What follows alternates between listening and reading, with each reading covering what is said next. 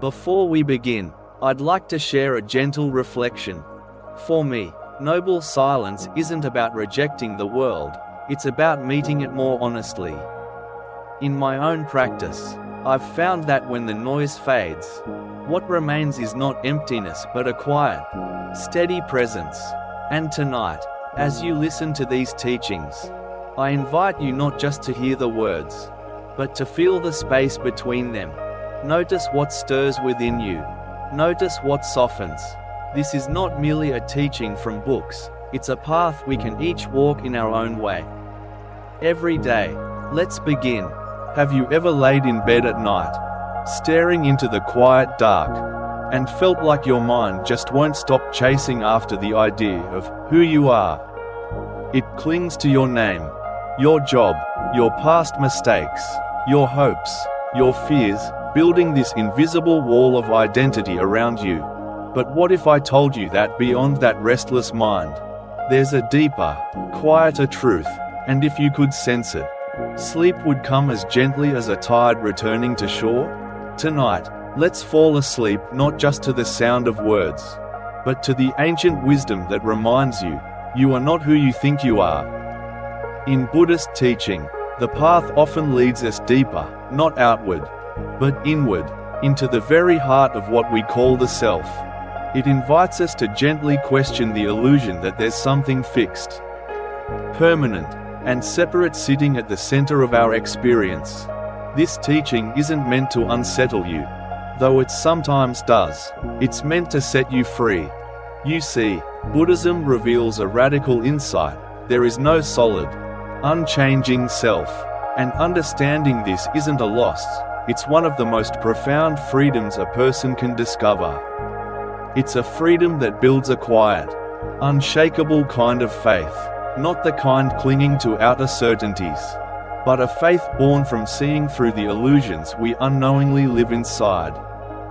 For many, hearing that there is no self can feel deeply unsettling at first. The ego, so practiced in building, protecting, and polishing our identities, tightens in confusion, like a fist unwilling to open. But here's what this teaching truly means. It's not saying you don't exist. It's saying that the self you hold so tightly to, the one that feels solid and central, is actually a collection, a construction, slowly assembled over time by memory, habit, desire, fear, and belief. It feels real, doesn't it? It feels like the core of you. And yet, when you look closely, it begins to dissolve like mist in morning sunlight. Thoughts arise, and then they pass. A mood appears, and soon it shifts. The body you inhabit changes year by year, moment by moment. What you believed at 20 may not hold at 40. The attachments you clutch today might slip through your fingers tomorrow. So, in all that endless motion, who are you, really? Beneath the labels, the roles, the shifting tides of thought and feeling, what remains? In Buddhist wisdom, the answer isn't some secret core waiting to be found, nor a hidden soul to be claimed. It is awareness itself, a clear, open, boundless presence, unowned, untouched by identity, not a self lurking behind experience, but the vast field through which experience flows. And the moment you stop clinging so tightly to a fixed identity, something extraordinary happens. You begin to sense a quiet spaciousness opening within. It's not a void, not a bleak emptiness, but a gentle release of the old confusion. You start to see that the self you've been defending, your reputation, your opinions, your carefully crafted story, is not the stable ground you thought it was. It's a pattern, a reflex, a series of responses to endless conditions. And while it serves its function in daily life, it isn't ultimate. Recognizing this truth doesn't mean your personality vanishes. It doesn't erase your quirks, your humor, your preferences. What it does is dissolve the illusion that those things define the deepest truth of who you are. This is where a deeper, unshakable faith begins to bloom. Not the faith of blind belief, but the faith that comes when you no longer place your sense of security in something as fragile as your self-image. As long as you tie your worth to your appearance, your status, your roles and titles, you will suffer. As long as you chase meaning through the shifting sands of identity, anxiety will follow. As long as you believe you are the sole thinker of every thought, the controller of every feeling, the doer of every action, you will live in constant fear of falling short. But when you begin to see clearly that there is no solid self to protect, a softening happens. The need to win, to prove, to justify, starts to fade like a dream upon waking. You don't become passive, you become free. You start to act, to speak, to move through the world, not from a desperate need to maintain an identity, but from a deep, quiet responsiveness to life itself. In that open space, life moves more naturally. You no longer carry the weight of keeping an idea of yourself alive. Instead, you begin to trust the quiet intelligence moving through you, especially in those moments when the ego quietly steps aside.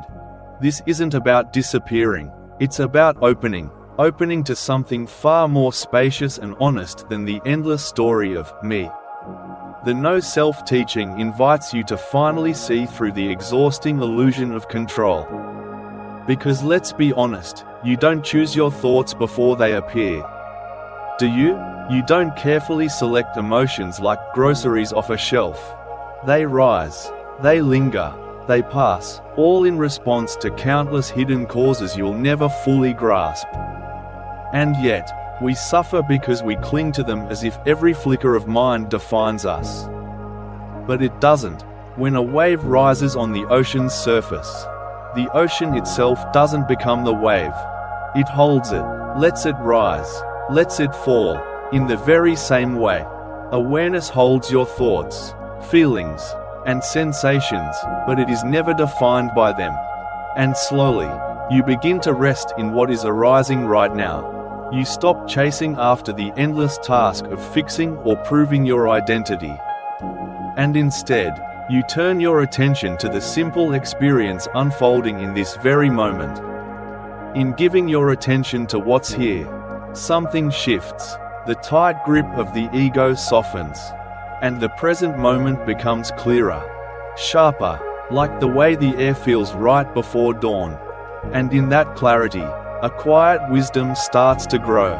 You begin to place your trust, not in a fixed self or a carefully constructed identity, but in the living, breathing process of life itself. Not in rigid beliefs that can be challenged and broken, but in the direct awareness of what is happening right now. And that kind of trust, the one born from awareness, becomes unshakable, not because it's never tested, but because it isn't built on anything that can shatter. It's built on presence, and presence can't be broken. This shift, gentle but profound, changes how you suffer.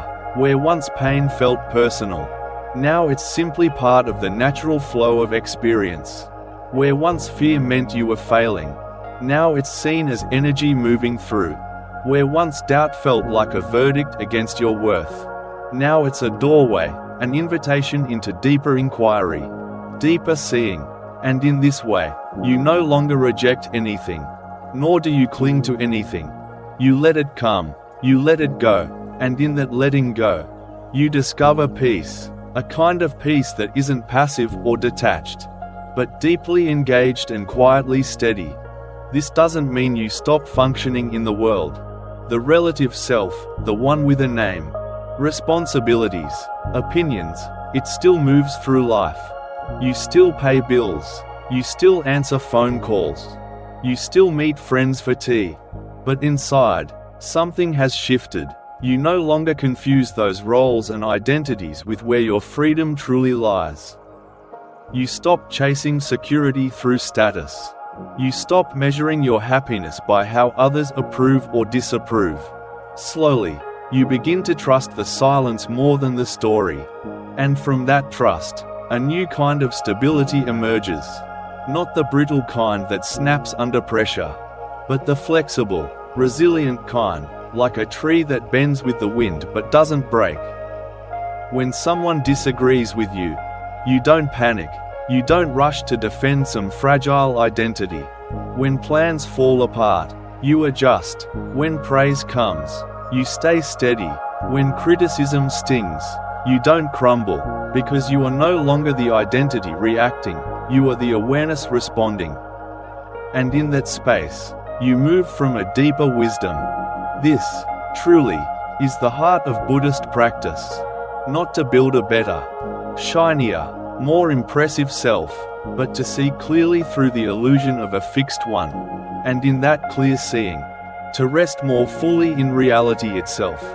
You stop seeking constant validation. You stop fearing imperfection. You begin to live in alignment with what's real, not with what the ego insists reality should be. And what's real is always shifting, always unfolding, always larger than any one idea of self could possibly contain.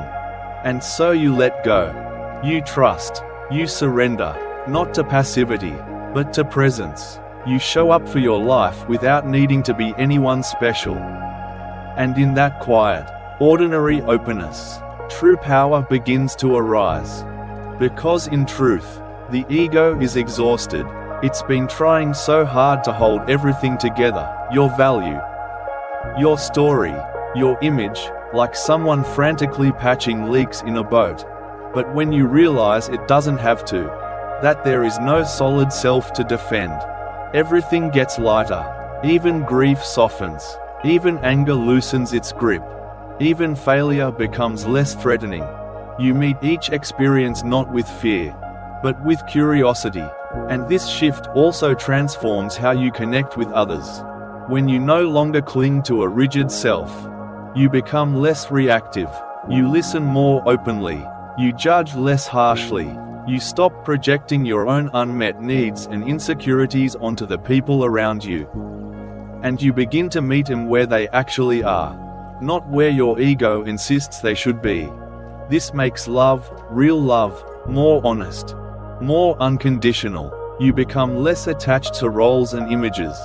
Whether someone sees you as wise or foolish, strong or weak, right or wrong, it doesn't shake your center.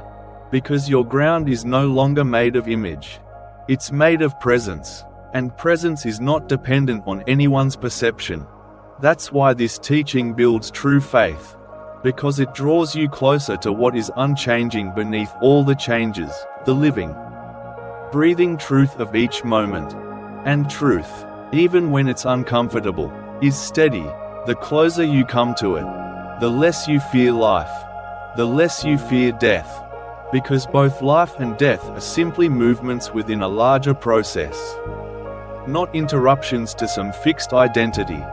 And when there is no fixed self to protect, there is no fear of losing it. And that's where deep spiritual confidence begins to grow. Not the brittle kind born from ego, but a quiet, unwavering strength. You no longer need to feel important. You simply need to be clear. You no longer need to feel certain. You simply need to be present. You stop chasing meaning in some imagined future. And instead, you live it, right here, right now, by being fully awake to what is. And there's a beauty in this. Because once you release the pressure to be someone, you become free to truly see. To notice the softness of a breeze. The gentle rising and falling of your breath. The subtle unfolding of light and shadow. You notice life as it is, not as you wish it to be. And you stop editing the moment. And then, something beautiful begins to happen. You start participating in your life.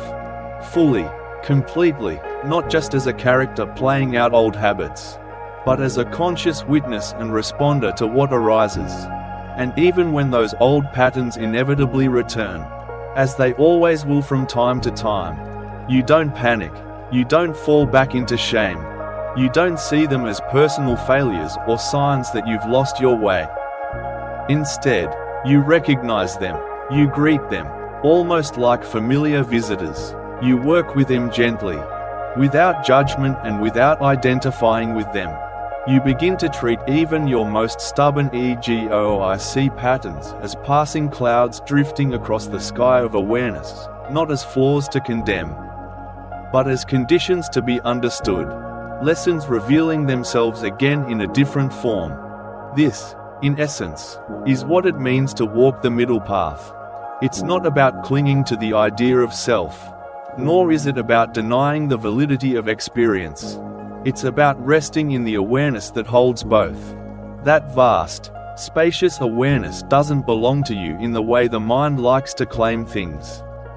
It is not something you possess. It is what you are when the mind quiets, when the story about yourself softens, when the labels you've worn for years finally begin to drop away. And in that quiet space, it is peaceful, not because life has stopped hurting, not because problems disappear, but because your relationship to those pains and difficulties has changed. You no longer feel the frantic need to escape discomfort. You no longer turn pain into identity, making it part of your personal narrative. Instead, you meet it, you hold it in open awareness. And when it's ready to pass, you let it go, and if it stays a while longer, you remain with it too, not as the one who suffers, but as the one who sees. In the end, the teaching of no self isn't about losing yourself. It's about seeing clearly through the countless layers you've mistaken for you, layers that were never truly you to begin with. And in that seeing, a quiet, steady trust begins to grow. It's a kind of trust that doesn't waver when plans unravel, when relationships shift, when applause falls silent. It's a trust that doesn't collapse under the weight of uncertainty. Because now you've come to understand, you were never the wave, temporary and fleeting. You were always the vast, open ocean, still, deep, free. And as the grip of ego loosens, as the endless story of me dissolves into the quiet space of pure awareness, something new, or perhaps something ancient, begins to surface. Something deeper than thought, quieter than emotion, clearer than analysis, a living presence that doesn't argue, a knowing that no longer demands proof. Once the mind stops shouting, once identity stops reaching for validation, a space opens, and within that silence, something profound begins to stir, not with fanfare, not with noise, but with an elegant, unspoken stillness. This is the gentle invitation of what the Buddhist tradition calls noble silence. It's not merely the absence of words, but the fullness of stillness, a kind of silence that doesn't disconnect you from life, but weaves you into it more honestly. It isn't a suppression of expression, but a clear revelation of what lies beneath the endless layers of sound. You see, this kind of silence isn't empty. It's rich, dense with clarity, depth, and listening. In Buddhist teachings, noble silence isn't about forcibly muting your voice. It's about dissolving the internal noise that clouds your deeper perception. The texts describe it not simply as not speaking, but as a quality of presence so complete, it no longer needs to fill the air with explanations or defenses. It's the silence that arises not from repression, but from understanding, a silence not imposed by outer rules, but chosen from within.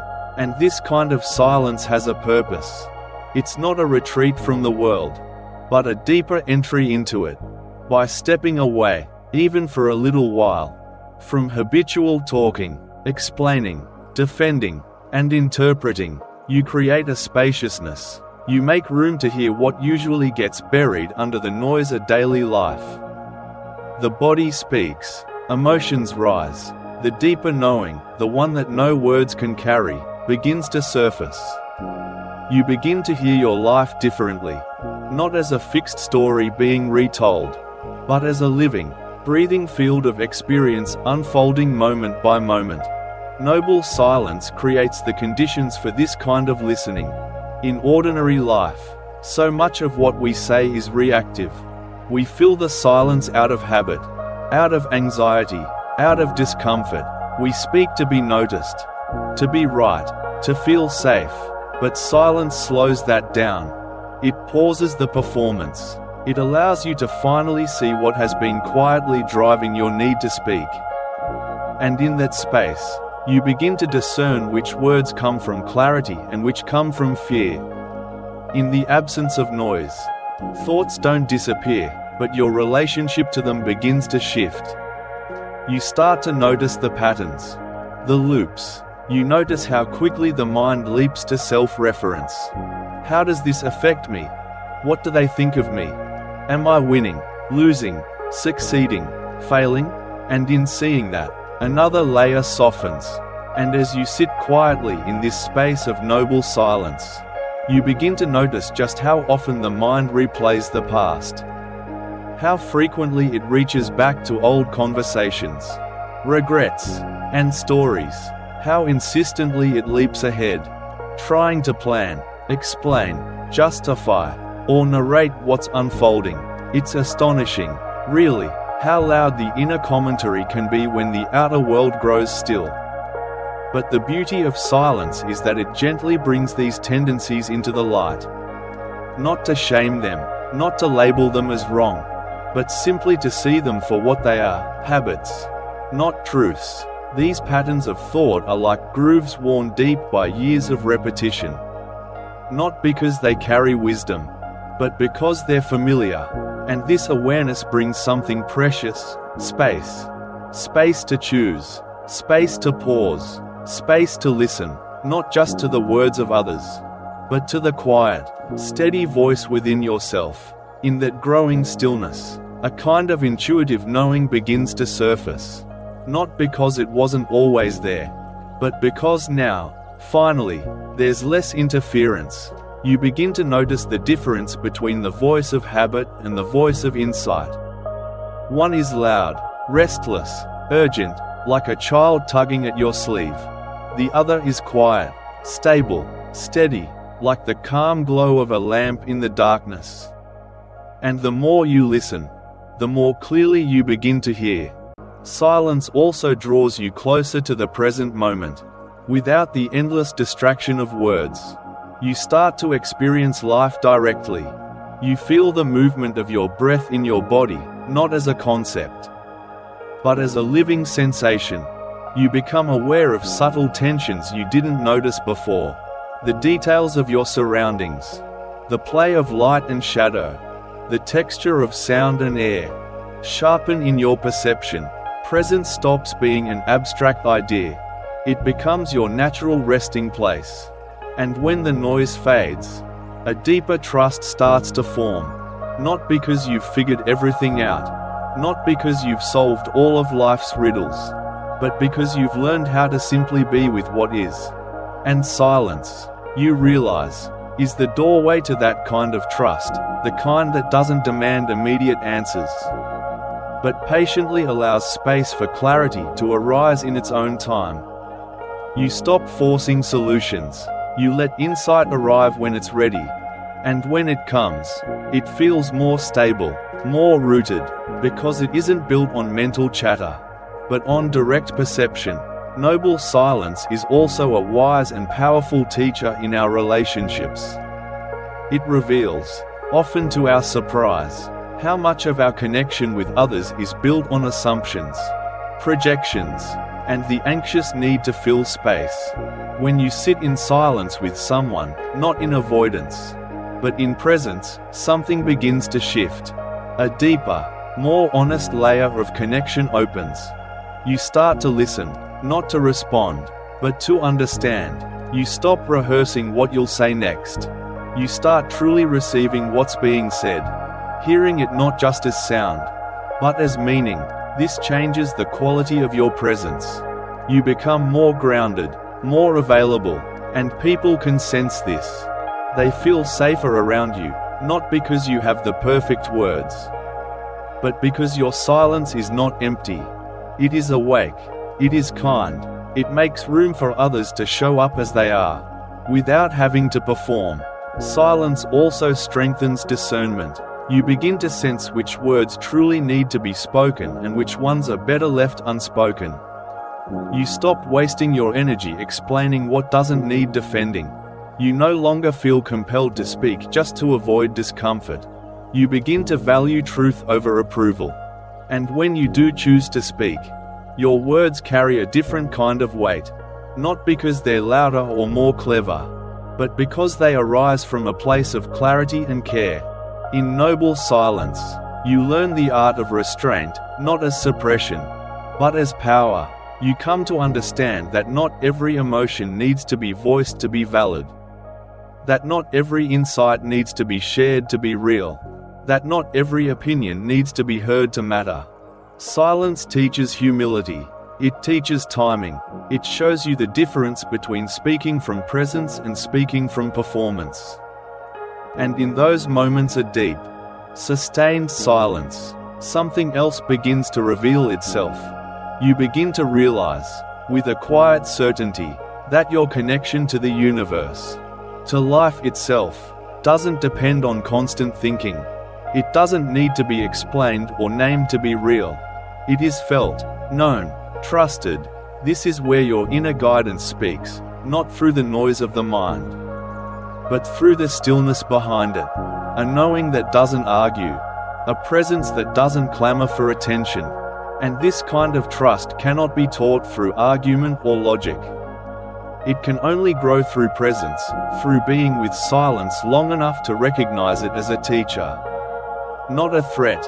And yes, sometimes that stillness will feel uncomfortable. At first, it may stir up old, forgotten emotions, unprocessed grief, lingering fears, things long buried beneath the surface of endless activity. But silence doesn't suppress these things. It welcomes them. It invites them to rise into awareness, where they can finally be seen. And when they're met with care, not with analysis or fixing, but with simple, steady presence, they begin to soften, not through solving, but through seeing.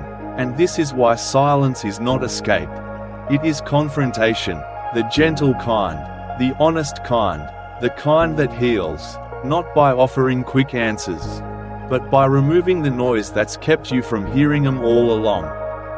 Silence, in this way, is also the space in which, as we come to the quiet close of this reflection, allow yourself to simply rest in this space. No need to grasp for meaning, no need to gather insights, no need to chase after understanding.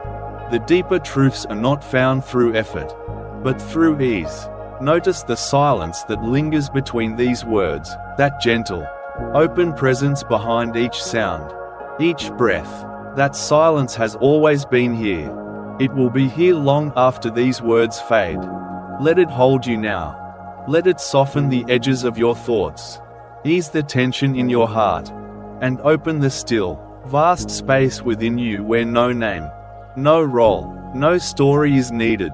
You don't have to be anyone here. You are simply awareness itself, vast, steady, and at peace. As you drift into sleep, or simply rest for a while in this calm, may the quiet stay with you. And when you wake, may you remember this presence, not as something separate to find, but as something you have always been. Thank you for being here. Thank you for listening. And may you carry this silence with you into tomorrow and beyond. Good night.